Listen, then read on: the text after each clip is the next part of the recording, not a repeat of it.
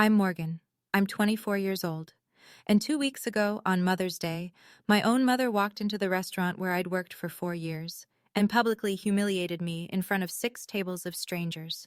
She looked at me in my server uniform, laughed, and said loud enough for everyone to hear, "Oh, it's you. We didn't realize you still worked here. How embarrassing for us." My sister giggled. The couple at table 12 stopped mid-bite. The family celebrating Grandma's birthday went silent. I smiled, picked up the menu, and said 4 words that made my manager come running. What happened next? Let's just say my mom's credit card wasn't the only thing that got declined that day. Before I tell you everything, please take a moment to like and subscribe, but only if you genuinely enjoy this story. And drop a comment. Where are you watching from, and what time is it there? Now, let me take you back to the beginning. 4 years ago, the day my mother made her choice. 4 years ago, I stood in our kitchen holding an envelope that should have changed my life. The letter inside said I'd been accepted to Whitfield University, full academic merit, top 5% of applicants. My hands were shaking when I found my mother in the living room. She was on the phone, laughing. Streamers hung from the ceiling. A banner read, "Congratulations, Kelsey." My little sister had just gotten into state, not on merit, just regular admission, but you'd think she'd won the Nobel Prize. "Mom," I held up my letter. "I got in, Whitfield." She glanced at me, covered the phone. "That's nice, honey, but you know I can't afford 2 tuitions." I blinked. "What do you mean?" "Kelsey needs support. The apartment near campus, the meal plan, a reliable car." She shrugged like she was discussing the weather. "You're different, Morgan. You're a survivor. You'll figure it out." That night, I watched my mother hand Kelsey the keys to a brand new BMW. A graduation gift. White with a red bow, parked in our driveway like a commercial. I got a bus schedule. See, my parents divorced when I was 14. Dad left. Just left. No goodbye. No forwarding address. Nothing. Mom never recovered. And somehow, she decided that was my fault. "You're just like him," she'd say, refusing to meet my eyes. That same cold look. I never understood what I'd done wrong. I was 14. I just existed. But existing, apparently, was enough. Kelsey had Mom's eyes, Mom's smile, Mom's talent for saying exactly what people wanted to hear. I had a bus pass and a list of restaurants hiring part-time. That night, I didn't cry. I just sat in my room, laptop open, searching for jobs that would work around a full-class schedule. By midnight, I had 3 interviews lined up. By the end of the week, I had a job at the Oakwood Grill. 4 years. That's 1,460 days of double shifts, early mornings, and 4 hours of sleep if I was lucky. While Kelsey posted Instagram photos from Hawaii, I memorized wine pairings. While she spent spring break in Aspen, I picked up extra shifts. While Mom took her to Paris for her 21st birthday, I celebrated mine alone in my studio apartment, eating leftover bread from the restaurant. I maintained a 3.9 GPA. I conducted research with Professor Hendricks in the finance department. I was nominated for the Dean's Academic Excellence Award. Mom didn't come to a single ceremony, not one. "I wish I could, sweetie," she'd say whenever I mentioned anything. "But Kelsey has this thing, and you know how she gets." I did know. Kelsey got everything. The worst part wasn't the missed events. It was the lies.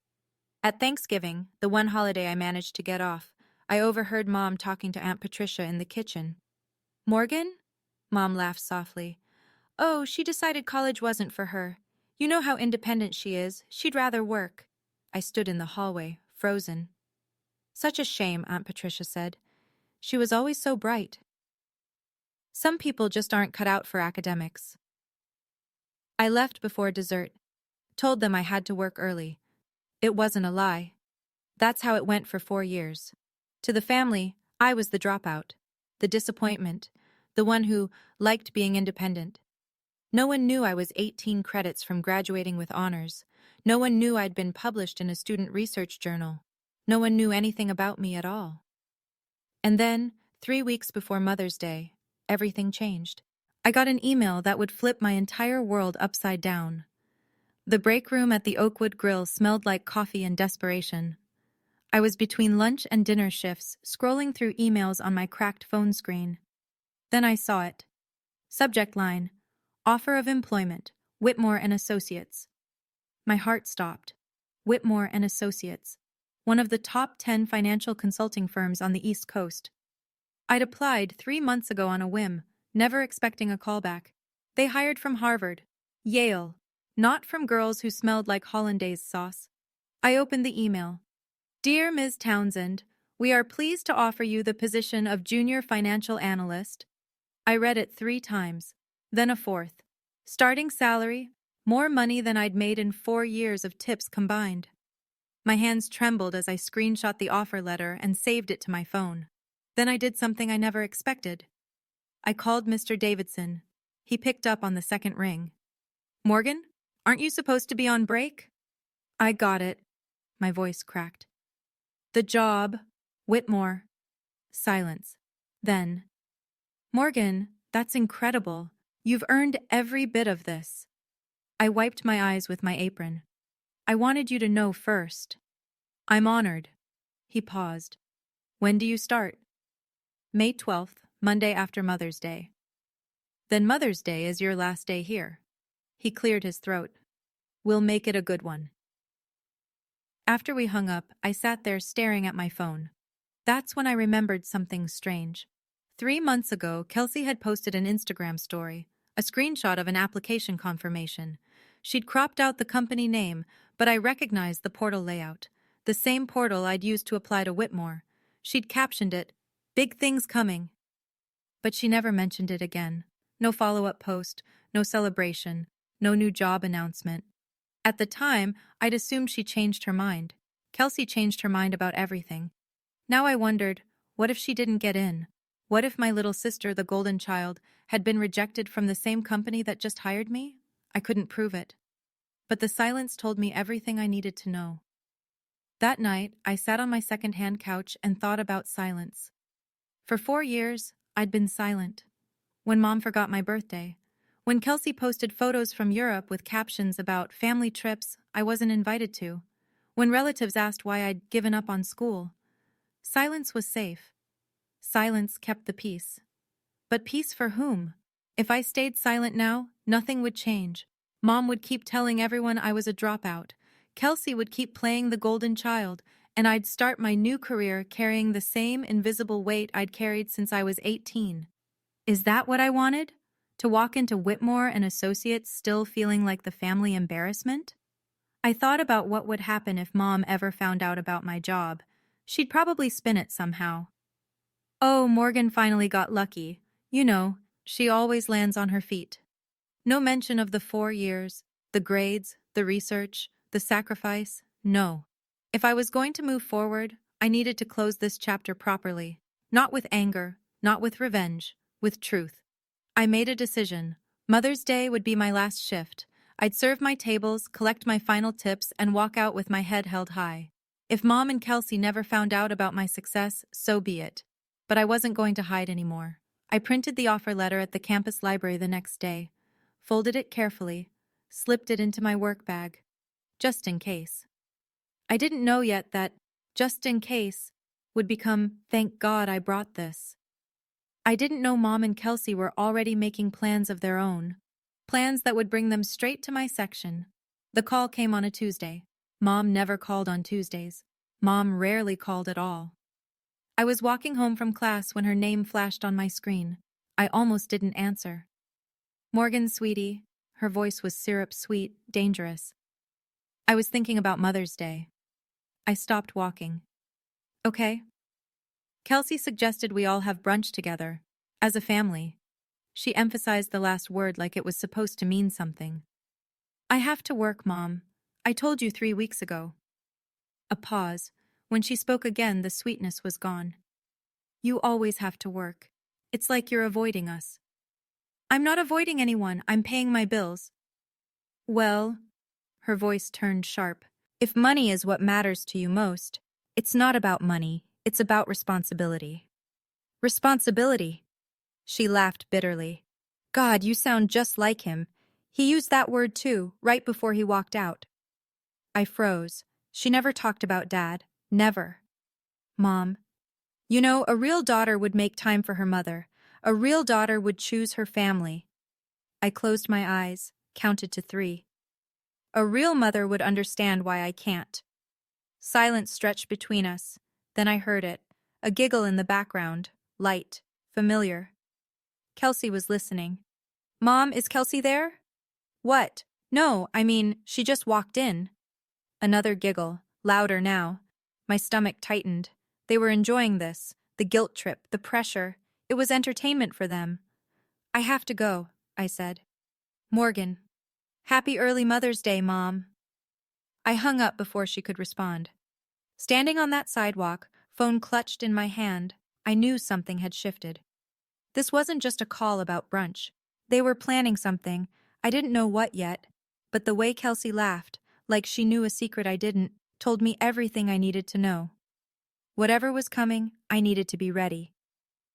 The text came 40 minutes later. Kelsey. Hey sis, Mom's really hurt. You should apologize. I stared at the screen, didn't respond.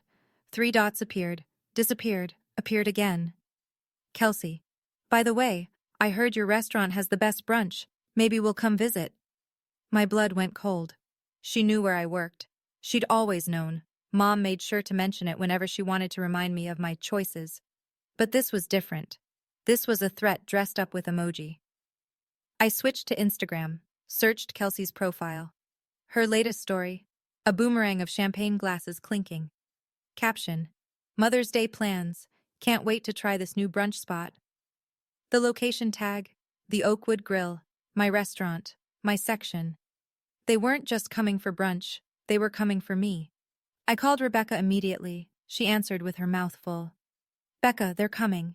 Who's coming? My mom, my sister, to the restaurant on Mother's Day. Silence. Then, oh hell no. They tagged it on Instagram. They know exactly where I'll be. Want me to switch sections with you? I can take the east side, you take west? No. The word came out harder than I intended. No, let them come. Morgan. I'm done hiding. I've been hiding for 4 years. I took a breath. They want to embarrass me? Fine, but I'm not running anymore. Rebecca was quiet for a moment. You sure about this? I looked at my reflection in my apartment window. Tired eyes, messy ponytail, server uniform hanging on the closet door. Yeah, I said. I'm sure. Okay then. I could hear her smile. I've got your back, whatever happens. Thanks, Becca. That's what friends are for. What I didn't tell her, I was absolutely terrified. The night before Mother's Day, I couldn't sleep. I ironed my uniform twice. Black button-up, black apron, not a wrinkle in sight. If I was going to face them, I'd look perfect doing it. At midnight, I pulled the offer letter from my bag, unfolded it, read it one more time. Dear Ms. Townsend. The words still didn't feel real. Starting Monday, I'd be walking into a corner office instead of a kitchen. I'd be Morgan Townsend, financial analyst. Not Morgan the waitress. Not Morgan the dropout. Not Morgan the embarrassment. Just Morgan. I folded the letter carefully and slipped it back into my bag, just in case. Before bed, I made 2 lists. Things I will not do tomorrow. Cry, yell, apologize for my job. Let them see me break. Things I want. Leave with my dignity intact. Tell the truth. Stop pretending. At 6 a.m., my phone buzzed. A text from Mr. Davidson. Big day. Whatever happens, I've got your back. Remember, auto gratuity on parties over $200. No exceptions. I smiled at that last part. Standard policy. Nothing personal. But somehow it felt like armor. At 6:15, another notification. Instagram. Kelsey had posted a photo. Full makeup, designer dress, hair blown out like she was going to a photo shoot. Caption, ready to make some memories today. 53 likes already, comments calling her gorgeous and queen. None of them knew where she was going. None of them knew what she was planning. But I did. I got dressed slowly, tied my apron with steady hands, looked at myself in the mirror. Today's the day, I whispered. Then I grabbed my bag, offer letter tucked safely inside, and walked out the door. The Oakwood Grill was chaos by 7 a.m. Mother's Day is the Super Bowl of brunch. Every table booked. Every server running. The kitchen already smelled like maple syrup and stress. I clocked in early, tucking my bag into my locker. The offer letter sat inside, folded and waiting. Rebecca found me by the coffee station. You okay? I'm okay. Mostly true. I can still switch sections. Becca, I'm okay. She squeezed my arm. All right, but I'm keeping my phone ready. For what? She grinned. Evidence. Or TikTok. Maybe both. Before I could respond, Mr. Davidson's voice cut through the noise. Team meeting, 2 minutes. We gathered by the host stand. 12 servers, 3 bussers. Mr. Davidson in his pressed vest, looking like a general before battle. Today's going to be insane, he said. I don't need to tell you that, but I do need to remind you of a few things. He held up one finger. Large parties over $200 get automatic 20% gratuity. No exceptions. Don't let anyone guilt you out of it. Second finger. If any customer disrespects my staff, any of you, you come to me. Immediately. He looked around the room. His eyes landed on me for half a second. This restaurant runs on respect. We give it. We expect it. Anyone who can't handle that can eat somewhere else. Murmurs of agreement. All right, doors open in 15. Let's make some money. As the group dispersed, I checked the reservation book. 10:30 a.m. Townsend. Party of 2. My section. I looked out the front window. Cars were already lining up in the parking lot. Somewhere out there, my mother was probably putting on lipstick, getting ready to make some memories. So was I. The first few hours went smoothly. Table 10 was a single mom with 3 kids under 7. The youngest knocked over his orange juice before I even finished pouring. Mom looked mortified. I'm so sorry, she said, grabbing napkins. I know you're busy. Please, I smiled and crouched down to help. Kids will be kids. Happy Mother's Day. Her eyes softened. You're so kind. Your mother must be very proud. I didn't answer, just smiled and moved on. Table 12 was my favorite. An elderly couple, Mr. and Mrs. Patterson. He told me they'd been married 50 years. Every Mother's Day, he brought her here. She's been the best mother for 48 of those years, he said, squeezing her hand. And the best wife for all 50. Mrs. Patterson blushed. Oh, stop it, Harold. Never. I watched them share a piece of pie, feeding each other bites like teenagers. Something ached in my chest. This was what family was supposed to look like. Not games, not guilt, not showing up at someone's workplace to humiliate them. Just love. Simple and true. I was refilling coffee at table 14 when I felt Rebecca's hand on my shoulder. Morgan? Her voice was tight. I looked at her face. They're here. I didn't need to ask who. I set down the coffee pot, smoothed my apron, took a breath. Where? Front door. Hostess is seating them now. Through the crowd I caught a glimpse. A designer dress, a Gucci bag, blonde hair freshly styled, and behind her, phone already raised, my sister, recording. Okay. I straightened my shoulders. Let's do this. Rebecca grabbed my wrist. You've got this, Morgan. I know. I didn't. Not really.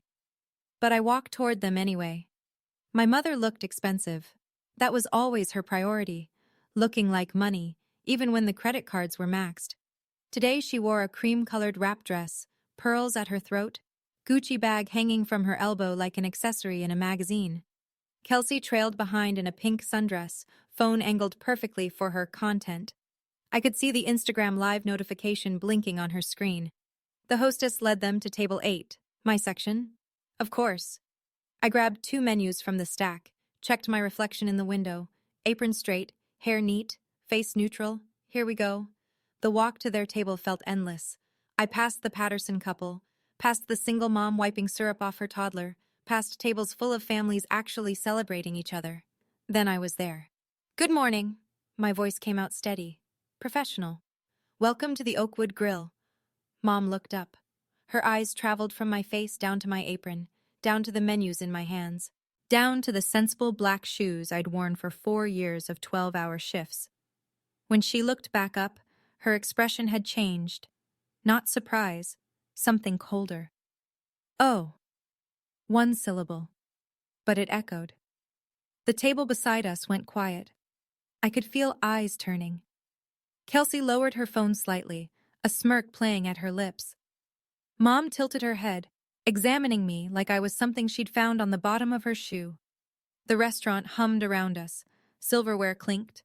A child laughed somewhere in the distance. But at table 8, time had stopped, and my mother was just getting started. I stood there, menus in hand, waiting. The next words out of her mouth would change everything. I just didn't know it yet. "Oh, it's you," Mom's voice carried. She didn't whisper. She never whispered when she wanted an audience. "We didn't realize you still worked here." She paused, looked around at the neighboring tables, made sure everyone was watching, then she smiled. "How embarrassing. For us." 6 tables heard it. I counted later. 23 people witnessed my mother publicly shame me on Mother's Day. Kelsey laughed. Not a giggle, a full laugh, like Mom had told the funniest joke. "Oh my God, Mom!" She raised her phone higher. "Classic." The couple at table 12 stopped eating. Mr. Patterson's fork hung midair. The single mom at table 10 covered her youngest's ears, shooting me a look of pure sympathy. A businessman at table 14 set down his knife, frowning. The restaurant had gone quiet. Not silent, but quieter. The kind of quiet that happens when everyone's pretending not to stare. Kelsey leaned toward her phone screen. "Hey everyone, surprise! We found my sister. She's our waitress. Isn't that hilarious?" Mom nodded approvingly. "You know, darling, I told her years ago, get a real job. But she never listens, just like her father. Stubborn to the bone." She said her father like it was a curse word. "At least we know where our tax money goes," Kelsey said. "Oh, wait. She probably doesn't pay taxes on tips." They laughed together, mother and daughter, united. My face burned. I could feel every eye in my section watching. The menus in my hands felt like lead. I had 2 choices: walk away and let them win, or stay and take whatever came next. For 4 years, I'd walked away. 4 years of swallowed pride and silence. 4 years of letting them define me. I looked at my mother, at my sister's smirking face, at the phone recording my humiliation for strangers on the internet. And I made my choice. Time stretched like taffy. I stood there, menus still in hand, while the restaurant held its breath. Mom was watching me with that familiar look. The one that said, "What are you going to do about it?" The one that had controlled me my entire life. Kelsey's phone gleamed in the light. Recording. Always recording. I looked at my mother. Really looked at her. This woman who refused to pay my tuition. Who told everyone I was a dropout. Who came here today specifically to humiliate me. I looked at Kelsey, my little sister who got the BMW, the apartment, the trips to Paris, who was live streaming my worst moment for likes and comments. I looked around at the strangers watching, the elderly couple holding hands, the single mom shielding her children, the businessmen with the disapproving frown, witnesses, all of them. I looked down at my uniform, the black apron I'd worn 1,000 times, the shoes with worn soles, the hands that had carried 10,000 plates, and in my locker, in my bag, a letter that changed everything. I had 2 options. I could cry. I could run to the kitchen and hide until my shift ended. I could let this be another story my mother told at parties. "Remember when we found Morgan working at that restaurant? So pathetic." Or I could tell the truth. My hands stopped shaking. My heartbeat steadied. This wasn't about revenge. It wasn't about making them suffer. This was about being seen. Finally. Completely. On my own terms. I took a breath, and I smiled. Not the polite server smile I'd perfected over 4 years. A different smile. Calmer. Knowing. The smile of someone holding a winning hand. "Actually," I said, "I have an announcement." Mom's eyes narrowed. I opened my mouth. "Today's my last day." 4 words, clear and steady. Mom blinked. "What?" I raised my voice slightly, not shouting, just loud enough for the surrounding tables to hear. I said, "Today is my last day, so let me make it memorable." I turned to face the section. 6 tables of strangers who'd just watched me be humiliated. 23 people who probably felt sorry for me. Time to change that. Good news, everyone? I smiled. Today's my final shift at the Oakwood Grill. Starting Monday, I'll be a financial analyst at Whitmore and Associates. Murmurs rippled through the section. Mr. Patterson at table 12 sat up straight. Whitmore? That's one of the top firms in the state. Yes, sir, I nodded. It is. The single mom at table 10 started clapping. Slowly at first, then faster. Her kids joined in, not understanding why, just happy to make noise. The businessman at 14 raised his coffee cup in a small salute. I turned back to my mother. Her face had gone pale. Her mouth opened, closed, opened again. That's ridiculous. Her voice wavered. You're a waitress. You didn't even go to college. Actually, Mom, I did go to college. Full time. For 4 years. While working here. I kept my voice even. I have a 3.9 GPA. I conducted research. I was published in a student journal. That's not... You wouldn't know any of that. I smiled gently. You never asked. Kelsey's phone was still raised, but her hand was shaking now. The smirk had vanished. And Kelsey? I met my sister's eyes. I saw the rejection list. Her face went white. You applied to Whitmore too, didn't you? Silence. They didn't even interview you. The restaurant seemed to hold its breath. Okay, I need to pause here for just a second. If Morgan's story is hitting close to home, if you've ever been the forgotten one in your family, the one who had to fight for everything, drop a comment and let me know. What would you have said in that moment? If you're enjoying this, hit that like button. It really helps more people find these stories. Now back to the restaurant, because things were about to get even wilder. For a moment, nothing moved. Then table 14 started clapping. The businessman stood up, applauding like he was at a Broadway show. Well done, young lady! Well done! It spread like wildfire. Table 10, the single mom, joined in, tears in her eyes. Her kids clapped wildly, still not understanding but loving the energy. The elderly couple at table 12 rose together. Mr. Patterson's voice carried across the room. Whitmore doesn't hire just anyone. That's impressive. Mom's face cycled through colors. Red, white, red again. She's lying. Her voice pitched higher. She didn't even go to college. I would know. I'm her mother. I reached into my apron pocket. I'd moved the letter there this morning, just in case. I unfolded it slowly, held it up. Would you like to verify, sir? I offered it to Mr. Patterson. He took the letter with careful hands, adjusted his reading glasses. The room went quiet. Morgan Elizabeth Townsend, he read aloud. Junior Financial Analyst, Whitmore and Associates, effective May 12, 2026. He looked at my mother with an expression I'd never forget. Pure, undiluted judgment. Ma'am, his voice was ice, your daughter is not a liar, but it seems someone here might be. Whispers erupted. A woman at table 16 leaned toward her companion. Did you hear that? She made her daughter pay her own way through college, while the other one got everything. What kind of mother? Disgraceful. And on Mother's Day of all days? Mom's hand flew to her pearls, clutching them like a lifeline. That's not the full story. There are things you don't understand. But no one was listening anymore. They were all looking at me. And for the first time in 4 years, they were seeing the truth. Kelsey's phone hand dropped to her side. I turned to face her fully. My little sister. The golden child. The one who got everything while I got nothing. She looked smaller somehow. Younger. Scared. Kelsey. My voice was calm. Almost gentle. You applied to Whitmore 3 months ago, didn't you? I saw your Instagram post. The application portal screenshot. She swallowed. That's none of your business. You never posted about getting the job, never mentioned it again? I tilted my head. They rejected you, didn't they? And you never told Mom. The color drained from Kelsey's face so fast I thought she might faint. Mom whipped around to face her. What? Kelsey, you told me you didn't want a corporate job. You said you were pursuing your influencer career. Kelsey's voice cracked. It's not like that. You applied to the same company as your sister. Mom's voice rose. And you got rejected? Mom, I can explain. I almost felt sorry for her. Almost. It's okay, Kelsey. I kept my tone even.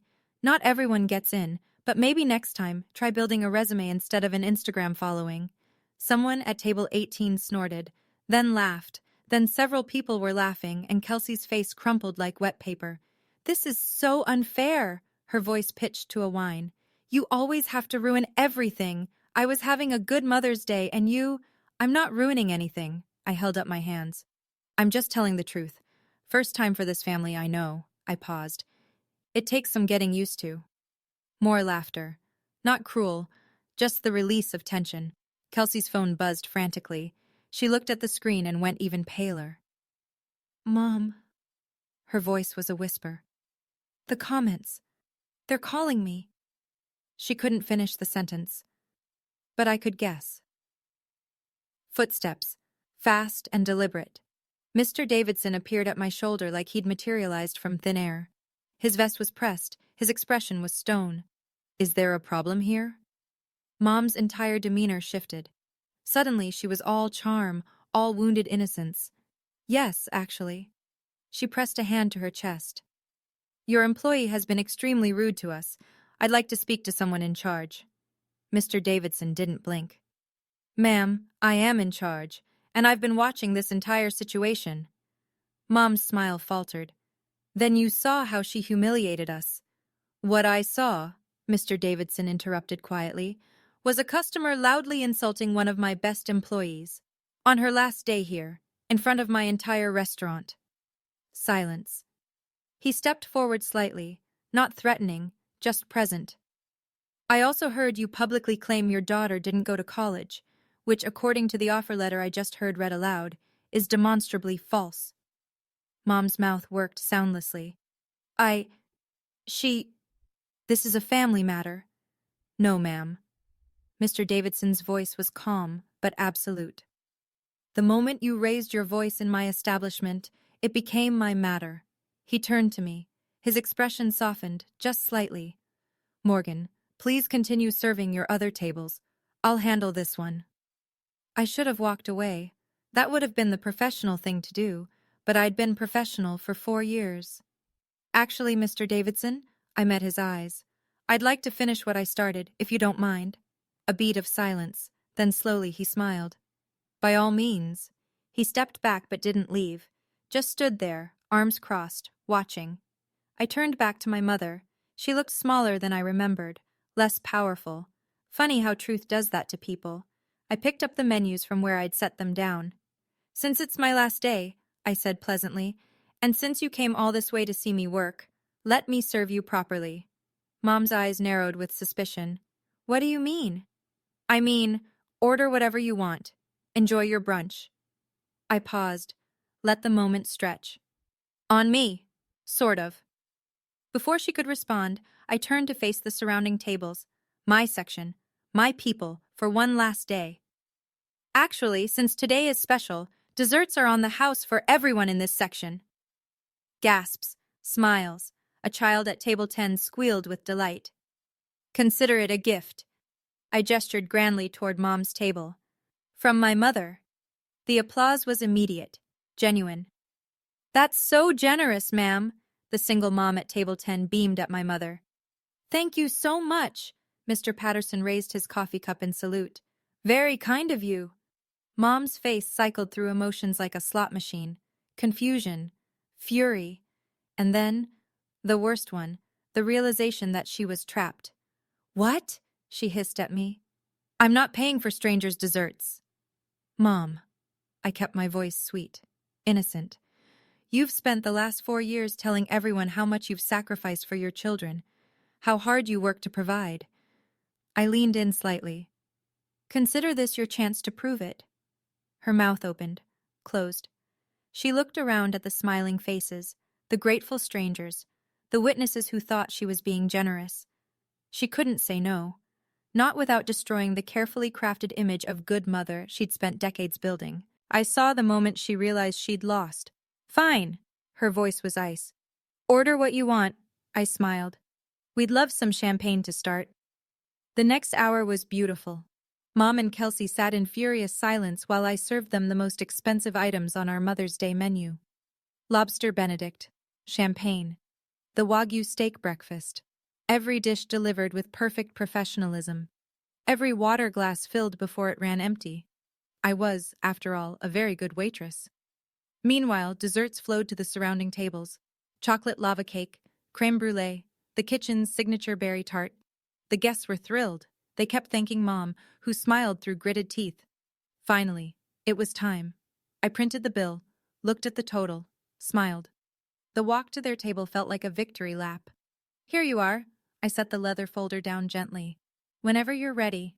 Mom snatched it open. Her eyes scanned the numbers, then widened. This is ridiculous, her voice cracked. $347? That's 2 entrees, 2 champagnes, and desserts for 6 tables. I kept my expression neutral.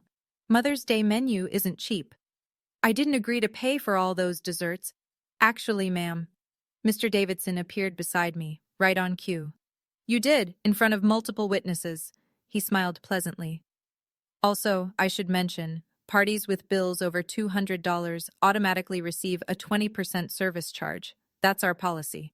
He pointed to the small print at the bottom of the menu still lying on their table. Posted at the entrance and printed right there. Page 2, bottom left. Mom's face went gray. That adds almost $70. $69.40 to be precise. Your new total is $416.40. Kelsey grabbed Mom's arm. Mom, just pay so we can leave. Fine. Mom yanked her wallet from her Gucci bag, pulled out a credit card, shoved it at me. Just charge it. I took the card. My fingers were perfectly steady. I'll be right back. The POS machine beeped twice. I ran the card again. Same result. I walked back to the table slowly, savoring every step. I'm sorry, ma'am. My voice carried just enough. Your card has been declined. Mom's face flushed crimson. That's impossible. Run it again. I ran it twice. Then there's something wrong with your machine. Our machine is working perfectly. Mr. Davidson stepped forward. Perhaps there's an issue with your bank. Kelsey leaned toward Mom, hissing. Mom, I told you not to max out that card on the Nordstrom sale. Shut up, Kelsey. The restaurant had gone quiet again. The good kind of quiet. The kind where everyone pretends they're not listening while absorbing every word. Mr. Patterson's voice drifted over. Is everything all right over there? Mom's smile was pure plastic. Just a technical issue. She fumbled through her wallet, pulled out another card, then another. Her hands were shaking. Try this one. I didn't move. Mr. Davidson cleared his throat. Unfortunately, ma'am, given the circumstances today, he paused, straightened his vest. And given the way you've treated my employee, Mom's face went pale. I'm afraid we'll need to implement a different payment method. What do you mean? Her voice was barely a whisper. Mr. Davidson looked her dead in the eyes. Cash only. For you. 4 words, perfectly delivered. The section erupted. Not in applause, in barely suppressed reactions, gasps, nervous laughter. One woman literally said, "Oh my God," out loud. Mom looked around wildly, at the watching faces, at her smirking daughter, at me, her empire of lies crumbling in real time.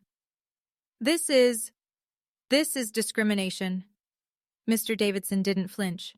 No, ma'am, he smiled. This is consequences.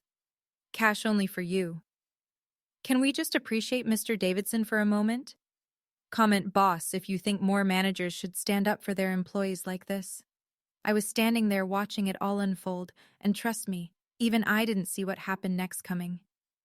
We're almost at the end, and it's worth sticking around for. Let's get back to the chaos. While Mom scrambled through her wallet, something strange happened. Kelsey's phone started blowing up. Notifications flooded her screen, buzzing, pinging, vibrating so hard it nearly fell off the table. She grabbed it, looked at the screen, and went absolutely white. Oh no!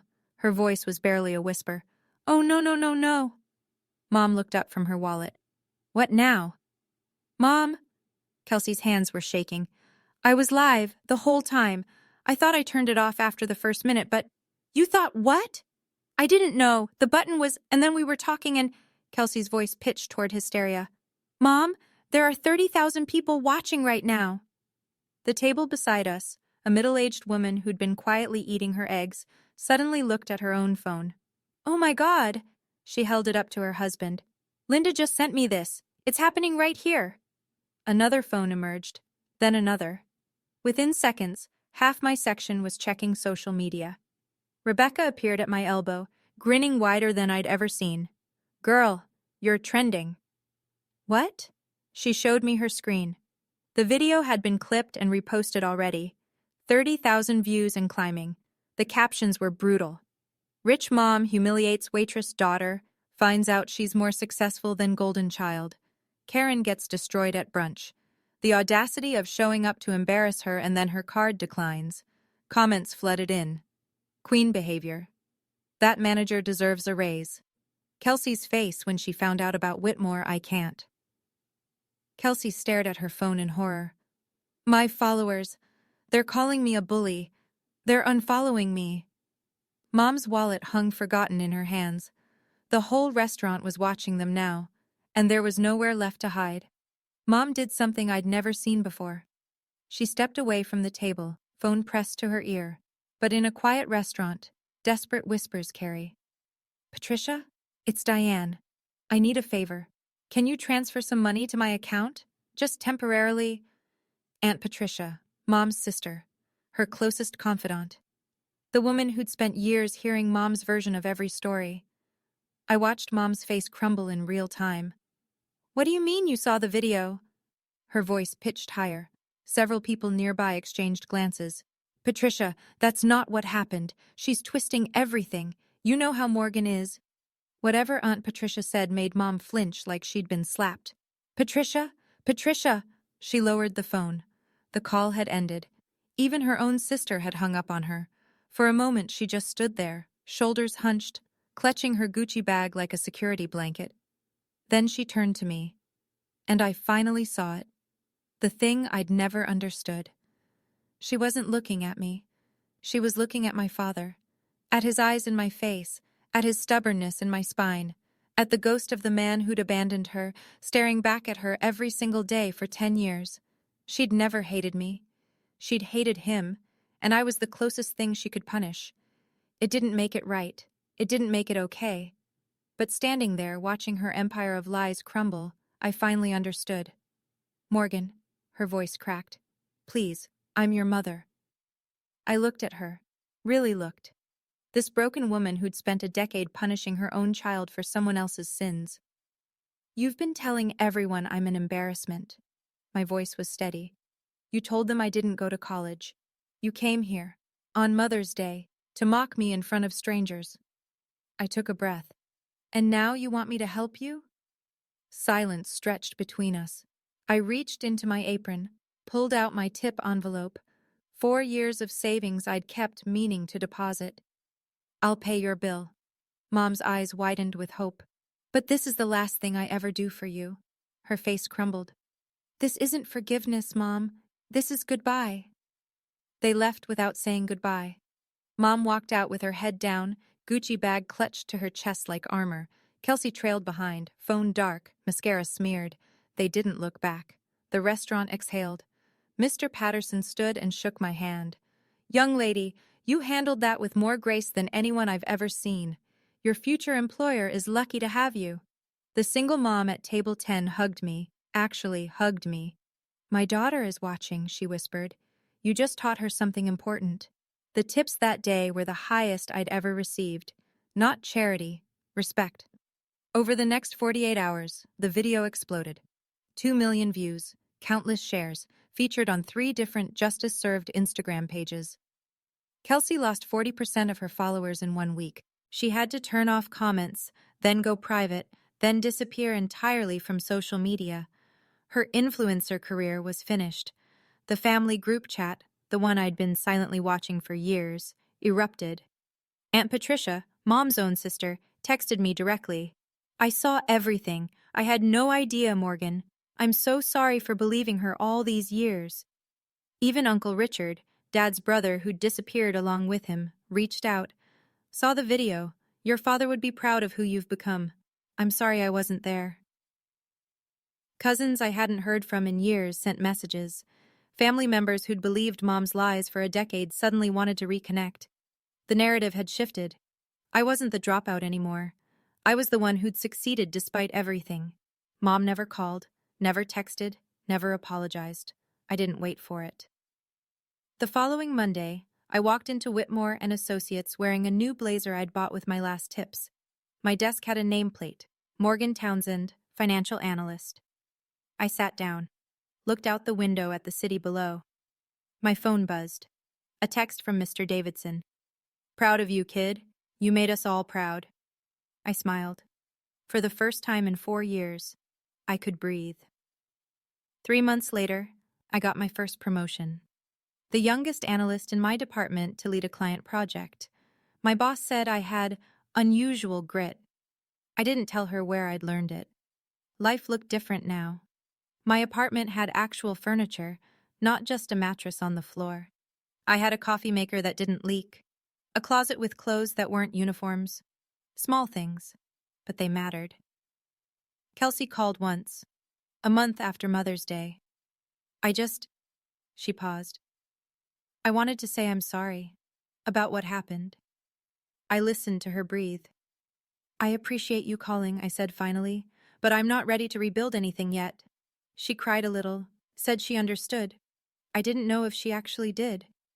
Mom remained silent. No calls, no texts, no birthday card when August came around. I used to think that silence would hurt. It didn't. When Mother's Day came again the following year, I didn't work. For the first time in 5 years, I had the day off. I bought flowers. Yellow tulips, my favorite, not hers. I put them in a vase on my kitchen table, sat down with a cup of coffee, looked at them. The flowers weren't for anyone. They were for me. For the girl who worked double shifts and studied until 3 a.m., for the woman who survived 4 years of being invisible, for every version of myself who'd kept going when giving up would have been easier. I didn't need my mother's approval anymore. I didn't need anyone to tell me I was enough. I already knew. The tulips glowed in the morning light. My apartment was quiet, peaceful. Outside, the city hummed with life, and I was finally, completely free. If you're still watching, if you've made it this far, I want to tell you something. Maybe you see yourself in my story. Maybe you're the forgotten one, the one who had to fight for everything while someone else got it handed to them, the one who learned early that love, in your family, came with conditions. I want you to know, it's not your job to earn love from people who decided long ago not to give it. I spent years trying to prove myself to my mother, straight A's, research papers, a prestigious job offer, and none of it made a difference, because she'd made up her mind about me when I was 14 years old. Some people will never see you clearly. That's not your failure. That's theirs. Setting boundaries isn't cruel. It isn't selfish.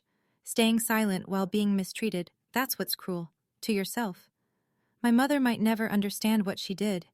Kelsey might never truly grow up. But that's not my responsibility anymore. What's mine is my peace, my career, my future. And no one, not family, not blood, not guilt, gets to take that from me again. So if you're still waiting for permission to walk away from people who hurt you, consider this your permission. You don't owe anyone your suffering, not even your mother. The best revenge isn't destruction. It's becoming so at peace that their opinions don't matter anymore. I'm not angry at my mom. I'm not bitter about the 4 years I spent fighting alone. Those years made me who I am, and who I am is pretty damn great. Happy Mother's Day. Not to the mothers who tear their children down, to the ones who build themselves up anyway. You've got this, I promise. Before I go, here's what this taught me. 1. Your worth isn't determined by how your family treats you. Their blindness is their loss, not yours.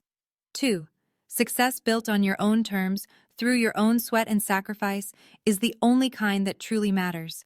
3. The best response to doubt isn't anger. It's becoming so at peace that their opinions simply don't reach you anymore. If Morgan's story touched you, drop a comment sharing one boundary you've set or need to set in your own life. It might help someone else watching. Want more stories like this? There's one in the description that hit even harder for me. Check it out. Like, subscribe, and hit that notification bell. I'll see you in the next story. Stay strong. You've got this.